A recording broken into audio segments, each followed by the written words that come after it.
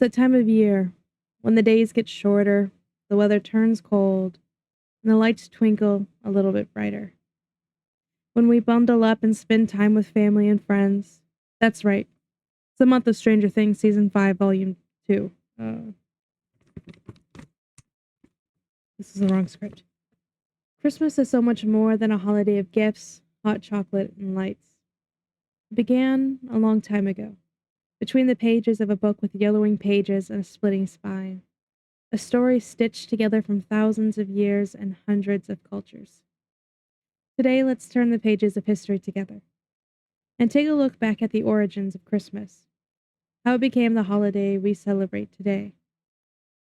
Get a warm drink, cuddle up under a fluffy blanket, and let's take a walk through the time before us.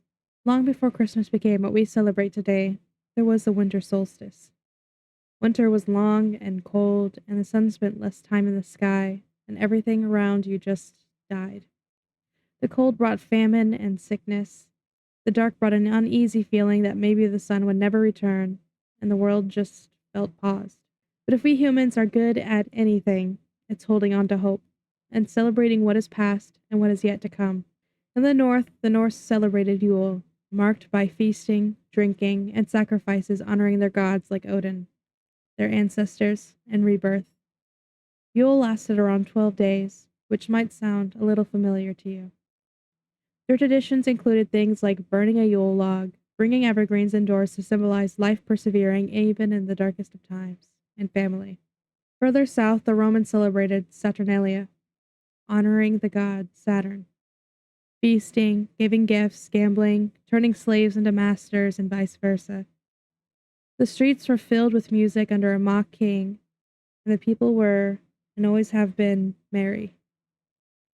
These celebrations weren't Christmas, but they held something even we hold today: hope, family, and life. An ever-present ancient voice saying winter may be here, but so are we. By the 4th century, Christianity had taken root in Europe. The rise of the Catholic Church declared what people must believe in the Middle Ages. But even then, tradition didn't die. It's held close to one's chest, even when new beliefs are instilled.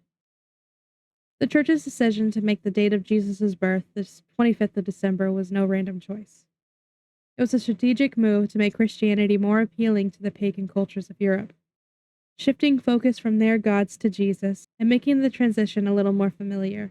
The timing they chose for the birth of Christ fit nicely over the winter solstice, shifting the celebration of the rebirth of the sun to the light of the world, or Jesus' light overcoming darkness. The life and winter of the evergreen and the wreath turning into symbols of the crown of thorns. The Christian Christmas had started as a time for prayer, fasting, and charity. Things hardly ever stay that way. The holiday was soon marked by excess: feasting, gifts, drinking, dancing, and music. A time often described as a celebration similar to our modern Mardi Gras. By the Middle Ages, these pagan practices had been overlaid with Christian meaning, forever solidifying Christmas as a major festive event. Even then, you could see glimpses of the traditions we know today morphing into a familiar holiday. While the medieval Christmas set the groundwork for our modern festivities, the Victorian era set it in stone, turned it into something far more personal and elegant. This is the era where we could see the holiday shape into something close to home, where Queen Victoria and her German husband, Prince Albert, popularized the Christmas tree inside British homes. They are famously illustrated standing beside a decorated Christmas tree, the engraving published in the 1840s, making it the latest trend and cementing it forever in our history. Outside of the royal family, Charles Dickens is claimed to have reinvented and brought Christmas back to life, shaping it into what we know today with A Christmas Carol, published in 1843. In the 17th century, the Puritan rise had nearly put an end not only to Christmas, but any celebration they saw as ungodly. They viewed the tradition as pagan and sinful, leading to Christmas's ban in England in 1647.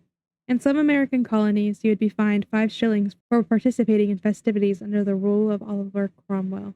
While the ban was lifted in England with the monarchy's return in 1660, it took over a century for modern Christmas traditions to become commonplace in America.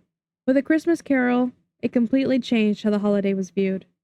Since the Puritans' ban had ended, it was a holiday for the rich, those who could afford to stay home from work and indulge. Dickens' novel was a blueprint to change all of that. A tale of a greedy, lonely heart coming to the realization, with the help of his past and future, that Christmas wasn't a time for just yourself alone, but everyone, turning it from a holiday for the rich to something more kind-hearted. A time for goodwill, family, and community. Highlighting the struggles of poverty, the need to care for the less fortunate, and making love and charity a core part of the holiday's meaning. Closing the gaps between classes and turning Christmas into something held closely by all. The Victorian era gave Christmas something important. They gave it heart. It took America a little longer to recover from the Puritans' view of Christmas. But much like England at the time, Dickens and artists alike molded it into something new. Immigrants brought their many traditions, the Germans' evergreens, the Dutch's Sinterklaas, English carols, all mixing together in the melting pot of American culture. St. Nicholas, a 3rd century monk known for his acts of charity, had long been a figure of fame and legend in Europe. It is said he gave away all of his wealth and traveled to help the poor and the sick. One of his best known stories being the time he saved 3 poor sisters from being sold into prostitution by giving their father enough money to pay their dowries for marriage. Over the centuries, what he stood for morphed into so much more, becoming the saint of children, sailors, and many other things. In America, the tradition to honor his life and death came with the Dutch, who called him Sinterklaas.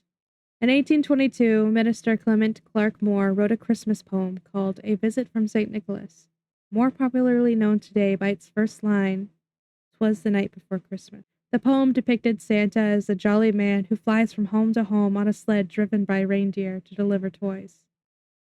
The iconic version of Santa Claus as a jolly man in red with a white beard and a sack of toys was immortalized in 1881, when political cartoonist Thomas Nast drew on Moore's poem to create the image of the old Saint Nick we know today. With the growing popularity of Christmas, businesses followed.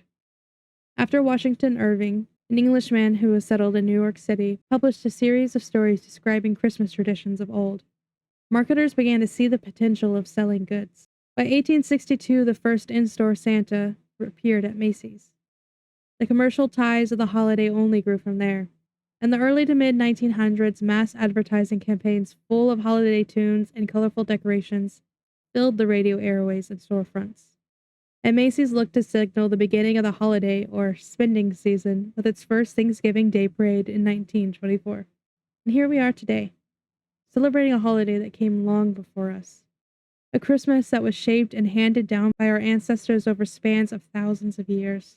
What we know and love is a blend of everything that came before. A winter solstice celebrating life, birth, and hope. The medieval spirit of community and faith. Victorian elegance and the charity of giving to those who have less. The American melting pot of the old and the new. Our childhood fascination of the mythical. For twinkling lights, songs of old, family coming together. We hold on so tightly to the feeling Christmas gave us as kids. The excitement of gifts, the taste of food when surrounded by those you love. It's something so much bigger than us. It's generations of hope, of light, of wonder. Despite all that has changed for Christmas, so much has stayed the same. We love, we gather, we celebrate, and we hope. Because after thousands of years, we humans are the same. Winter can be long, but it doesn't have to be lonely. I hope you have the merriest of Christmases. May your December be full of cheer, and may your heart be full of joy. Remember the feeling you had on Christmas morning as a kid, and hold it close to your heart, always. Have you written your Christmas list? I have. This year I asked Santa for you to like and to subscribe. And if you like little silly videos or history lessons like this, let me know in the comments. I hope you have a Merry Christmas and the happiest of New Years.